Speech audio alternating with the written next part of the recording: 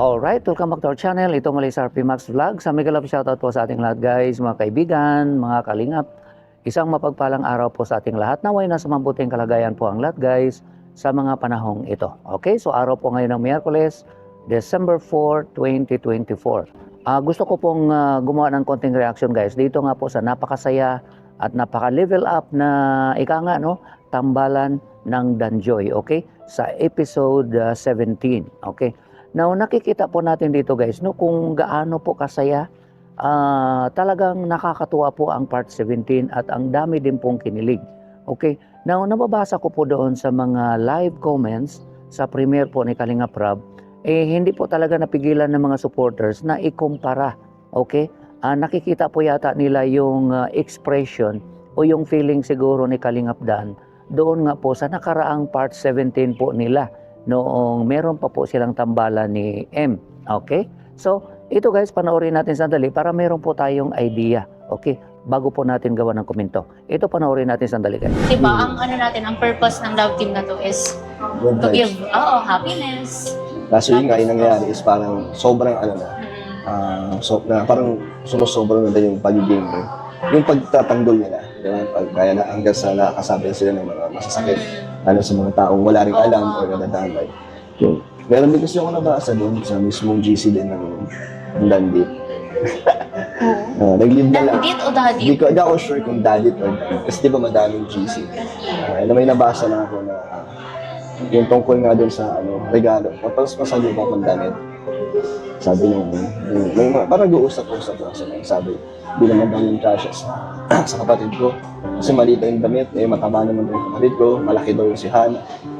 Kainis lang. Siyempre, nadamay ko yung kapatid ko.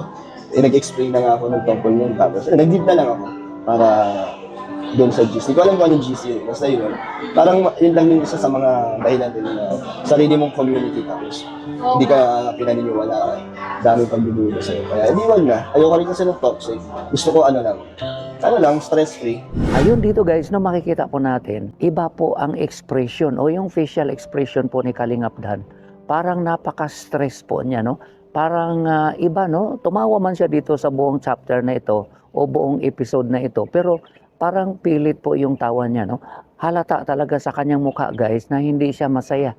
Siguro nga, no, dahil nga po sa nabanggit niya, sobrang toxic na po yung mga fans. To the point na pati nga po yung pamilya niya ay naidamay na po. Okay? Kung ano-ano na po yung mga nababanggit nila, nababash na po pati yung kapatid niya. Kaya nga po sa sama ng loob niya, lumabas na lang po siya doon sa GC at hindi na po siya nagsalita. Okay? So, nakikita natin guys, napaka-stressful ang kanyang nakaraang part 17. Okay? At yun po ay hindi po talaga nakalagpas, no, sa mga comments ng mga nanonood. Dahil dito po talaga sa part 17 nila ni Joy, iba po ang kanyang aura, iba po ang dating. Sobrang saya po ni Kalingap Dan. No, makikita natin guys, yung yung mental state po niya. Dito sa part 17 nung nakaraan, parang napaka-stress po niya. Okay? Alam natin, no, ang mental health po ng tao ay dapat pong alagaan natin guys. Napakahalagang bagay. Okay? Sabi nga po, kung meron kang problema at stress na masyado yung buhay mo o masyado ka nang nasasakal, it's time na i-analyze mo po yung condition mo. Hindi po pwede na magtagal ka sa ganong situation. Sooner or later, magkakaproblema ka. Okay? Dito naman sa part 17 ng tambalan po nila ni Joy, no? Ito na nga pong Danjoy, kakaiba po guys. Actually, first pa lang po na episode hanggang part 17 at ito nga, no, parang equal na po, no? Part 17 ngayon at yung nakaraan po niyang part 17.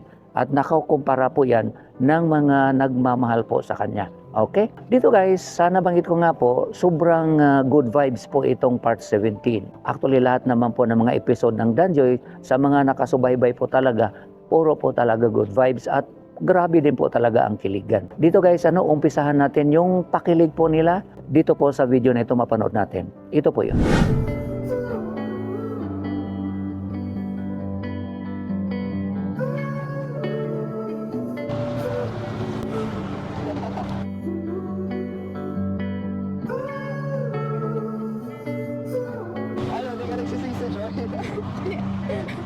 Hindi.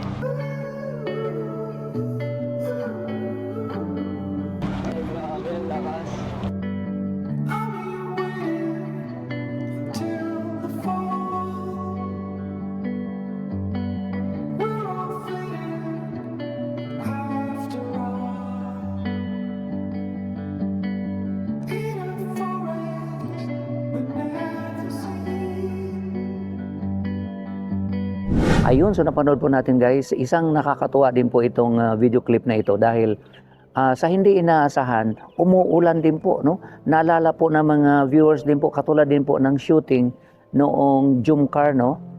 Kung saan namamasyal po sila, inabot po sila ng ulan dahil umuulan po talaga sa Pilipinas ngayon. Ngayon may nababasa ako sa comment, no? Doon sa premiere, no? Pero tinanggal po yung comment na yun dahil parang bashing po ang dating. Ang sabi nga po nila, wala daw pong originality itong ginawa ni Kalingap Dan. Itong pamamasyal po nila kasi nakamotor and then nagkataon na inulan din po. Okay. Now, ang masasabi ko po dito guys, hindi po natin masasabing walang originality. Okay, o ginaya lang, no? Dahil unang-una po guys, hindi po natin alam, baka mamaya ang nag-suggest po na gawin ni Kalingap Dan yan, baka si Jomar. Dahil alam po natin, magkasama po sila sa bahay at napaka-close po yung dalawa na yan. Parang magkapatid po yan. Ito guys, no, kung hindi ako nagkamali, baka ang nag-suggest na magmotor sila, baka si Jomar pa. At dito naman tayo hanga guys, sa naisipan ni Kalingap Dan o ni Kalingap Rab, itong gagawin po. I'm not sure, no, kung aware si Kalingap Rab na ito yung gagawin. O baka desisyon talaga o plano talaga ito ni Kalingap Dan na pupunta lang doon sa ilog para maglalaba. Sa mga comment nga po, natutuwa po tayo dahil sabi nga po nila, parang napaka-international ang dating dahil isipin mo, uso po kasi yan sa mga pelikula, lalo na po sa probinsya, na yung artista pupunta doon sa ilog para maglalaba. Okay? Uso po yan sa mga pelikula. Okay? So huwag po nating isipin guys na gumaya itong Danjoy. Ika nga ulang originality dahil siyempre, one Kalingap, one family. At bago po nila ginawa yan, siyempre may mga suggestion din po yan. May mga nag-suggest din po sa kanila na yun ang mas magandang gawin, mas romantic ang dating. Okay? So ito papanorin pa natin guys. Bakit mo dito naisip mag-love? Nag-ilog? Bakit? Oo. Wala naman. May naalala ka ba dito? Wala Meron. Pagkatapos natin dito, yun na yung bago kong maaalala. Pagkatapos natin dito maglaba. Kasi Joy, ito din yung isa sa mga pinakagusto kong puntahan sa Bicol. Dito sa Daet, itong Mampurog. Kasi maganda, relaxing, tapos ang ganda ng view, di ba? Puro puno. Tingnan mo. Medyo lang yung tubig kasi di ba umuulan, pero maganda dito. Gusto ko dito nung first time ko kasi malinaw yung tubig talaga. Ang lamig pa. Kaya sarap bumalik-balik. Talaga ba? Baka may naalala ka lang. Wala naman. Bakit Joy? Selos ka ba? Ha? Sa totoo din, kasi Joy, bagay ka dito. Kasi ang ganda ng view. Puro puno, di ba? Bagay ka dito. May diwata akong kasama. Kaya isa to sa mga gusto kong dalhin ka. Nagustuhan mo ba? Oo naman. Para naman Joy, mag-relax ka. Puro ko na lang kasi aral eh. Lagi ka na lang puyat. Sa nursing nyo, di ba? Lagi kayo nag-aaral. Kaya ngayon, tara, relax tayo. Tara. Ayun, so napanood po natin guys at nakakatuwa ang tanong ni Joy kay Kalingap Dan. Bakit sa dami ng lugar na pag-shootingan, bakit naisipan ni Kalingap Dan na doon siya dalhin para lang maglaba doon sa Mampurog Resort na yon? Okay? At yun nga, mas gusto naman po ni Kalingap Dan na ika nga maiba naman at ma-relax si Joy. Okay? Pero natutuwa po tayo doon sa tanong ni Joy, yung pag-i-insist po niya, bakit gusto mo talaga dito? Baka meron kang naalala na gusto mo lang alalahanin, kaya dinala mo ako dito. Okay? Kaya natutuwa naman tayo doon sa sagot ni Kalingap Dan. Bakit? Nagsisilos ka ba, Joy? Okay? So nakakatuwa, alam ko po, ang dami pong kinilig sa portion na yan. Okay? So ito pa guys, panoorin pa natin. Ito pala short to.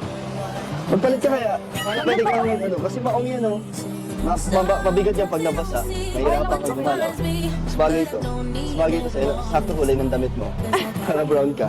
Favorite mo ito yun, Favorite mo brown? Ano Joy, miss mo na ba ito? Huwag na po! Sige, turuan na kita. Pero nasabunan na talaga. Hindi ako marunong maglaro eh. Paano maglaro? Isa-isa lang kasi. Isa lang. Kasi, alam mo, gusto lang. Tapos yung pingayin. Yan yan. Okay na. So dito, mas makakatipid ka ng tubig. Kasi alin lang yung tubig, oh. Saan natin isasampay? Paano yan ang muna? Ayun, so napanood po natin guys. I'm not sure kung na-notice ito ng iba. Yung nakakatuwa po dito guys, ito ngang bago laban ni Dan, ang damit ni Joy, ay inamoy muna niya. Marami po ang nakanotice niyan at natutuwa sila na aamuyin pa talaga. Okay? Kung bakit kailangan amuyin ni Kalingap Dan? Kasi nga po, nagtatanong siya kay Joy. Okay? Kung ito ba may sabon na. Ngayon, siyempre, paano mo malaman kung may sabon na? Siyempre, amuyin mo yung damit. Okay? So, yun po yun. So, ito pa, panoorin pa natin guys.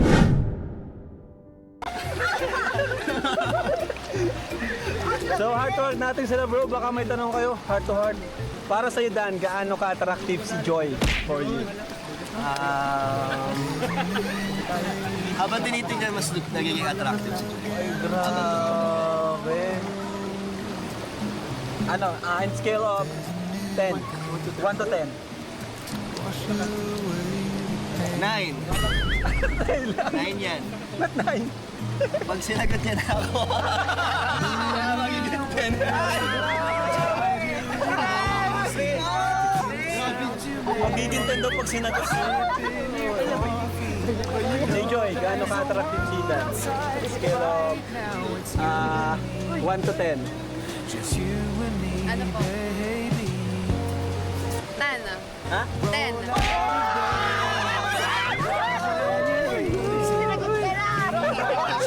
Ayun, so napanood po natin guys, ang mga Kalingap supporters po kasi, no, especially yung mga nagmamahal sa tambalang Danjoy, nagre-request po kasi sila kay Kalingap Rab kung pwede magkaroon ng question and answer dito nga sa dalawa. At dito nga po tayo natatawa o natutuwa guys, no, sa unang tanong kay Kalingap Dan kung gaano ka-attractive si Joy sa'yo. Okay? At ang grado nga na binigay niya is 9/10. At ang reason po niya kung bakit 9, dahil hindi pa daw po siya sinagot. So pag sinagot na siya ni Joy, 10/10 na po. Okay? Pero si Joy, kung anong grade ang ibibigay niya, no, kung gaano ka-attractive si Kalingap Dan, ay marami po ang natutuwa at kinilig po sa sagot ni Joy dahil 10/10 po ang kanyang binigay. Okay? So parang sigaw nga nung Keyboys, sinagot ka na kasi 10/10 na yung binigay ni Joy. Okay? Ito pa, panoorin mo natin guys. Ano yung pinaka-nagustuhan mong katangian ni Dan sa ugali niya or sa physical? Sa ugali muna. Ano po, niyang... Ano po, nang gentleman siya tapos ano, maalahanin po siya. Malahanin. Ikaw Dan, sa ugali, ano na pinaka-nagustuhan mo kay Joy? Tahimik siya. Tahimik. Ano siya? Mahilig ka pala sa tahimik. Hindi siya yung ano. Hindi yung tahimik siya na hindi siya lagi pumapatol sa mga hindi naman dapat pansinin. Tapos ano siya? Caring. Caring. Kasi inalagaan niya ako, di ba? Ayun, so napanood po natin guys at dito po, no, ang dami pong kinilig sa portion na ito, ang daming natutuwa. Dito nga sa Q&A ni Kalingap Rab sa kanila kung anong gusto mo sa ugali ni Kalingap Dan. Okay? At ang sagot nga ni Joy, ang gusto niya sa ugali ni Kalingap Dan, yung kanyang pagiging maalalahanin o yung kanyang pagka-thoughtful.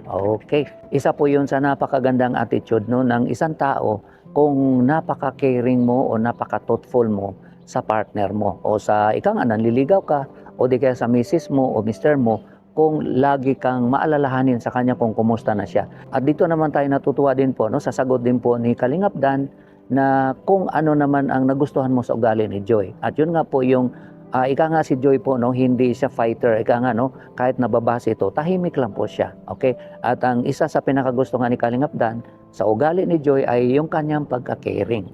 Okay? So sinabi naman niya na nung nagkasakit siya, actually may sakit pa din po siya ngayon, nasa recovery pa din po siya ngayon, pero noong nasa hospital siya, ika nga dinalaw po siya ni Joy. So, ang masasabi po natin guys, dito sa part 17 o episode 17 ng Tambalang Danjoy ay napaka-good vibes, napakasaya, nakakatuwa panoorin ang dalawa at alam ko po ang dami pong kinilig dyan. At ang kagandahan, no, itong buong episode na ito ay level up ika nga ang ginawa ni Kalingap Rab. So, congratulations kay Kalingap Rab dahil grabe, no, sa comment mababasa po natin. Ika nga sabi nga po nila pang international, no, parang pang pelikula ang dating. Kasi nga po ginamitan po ito ng drone shots At ang ganda po, no, ang ganda ng pagkagawa. Okay? So level up ika nga ang lahat, no, ng procedure o lahat po ng ginawa ni Kalinga Prab sa mga vlogs po niya ngayon. Makikita po natin guys, talagang nag-level up din po. Okay? So napaka good vibes, napakasaya, nakikita natin sa mukha ng dalawa, sa mukha ni Kalingap Dan, especially yung walang stress, ika nga, no? Napakasaya po niya. Nakikita natin ang kaibahan compare doon sa nakaraang part 17 po niya noong sila pa noong partner niyang si M. Huwag po sana kayong mag-comment ng negative guys, no, kung bakit kailangang ipakita ko po yung portion na yon, okay? At kung bakit nandoon pa talaga sa video yung mukha ni M, okay? Siyempre hindi ko naman pwedeng i-cut yun guys, dahil kung mukha lang po ni Kalingap Dan ang ipakita ko doon sa video, magmukha naman po siyang may problema sa pag-iisip na nagsasalita siyang mag-isa. Okay? So, kailangan ipakita ko po yung buong conversation po nila. Pero ang gusto ko lang pong ipunto doon sa video na yon ay yung gusto kong ipakita sa inyo yung napaka-stressful. Okay? Doon sa part 17 na yon, kumpara natin sa itong part 17 ngayon. Okay? So, yun po ang kaibahan. Napakasaya po niya. Makikita po natin guys. Actually, si Kuya Brooks, no, nababanggit din po niya yan sa live po niya na napapansin din po talaga niya na iba daw po talaga ang saya ni Kalingap Dan.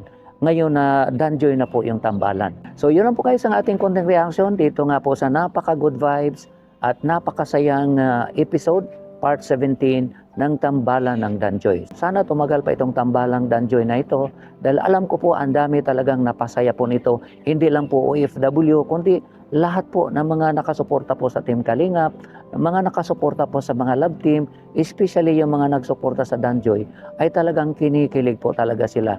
Ika nga pang alis, ika nga ng stress, no? Kung ano man yung mga problema natin sa buhay, ay napakalaking bagay, pangtanggal sa stress, itong mga ganitong content na ginagawa po ni Kalinga Prab. Okay? So congratulations po sa lahat, especially kay Kalinga Prab at sa buong Team Kalingap. Okay? So yun lang po guys ang ating reaction. Maraming salamat po sa inyong pagsubaybay at panonood po ng mga videos po namin, mga upload namin, mga live namin, sa pag-comments, pag-likes, pag-shares.